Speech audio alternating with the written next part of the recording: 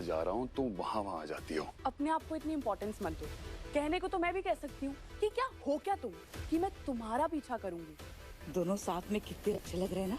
ये रहा रिशांग, मेरा बेटा। मेरी बेटी। ये विनय अंकल है। दोस्त नहीं, दोस्त से भी बढ़कर है मेरे लिए।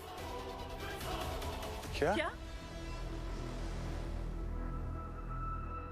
मेरी भव्य लाइफ वेल आने वाले प्रोमो में आपको देखने मिलेगा कुछ इंटरेस्टिंग। जी हाँ, फाइनली रिशांक और भव्य का होगा आमना सामना, जहाँ रिशांक भव्य से कहता है कि वो उसके पीछे पीछे आ गई है, लेकिन दोनों के सामने एक राज रिवील होगा। जी हाँ, दोनों के पिता हैं काफी बड़े बेस्ट फ्रेंड। क्या इनकी दोस्ती इन दोनों को भी करीब लाएगी? क्या होगा इन दोनों के रिश्ते में? क्या रिशांक और भव्य दोनों एक दूसरे से प्यार करेंगे?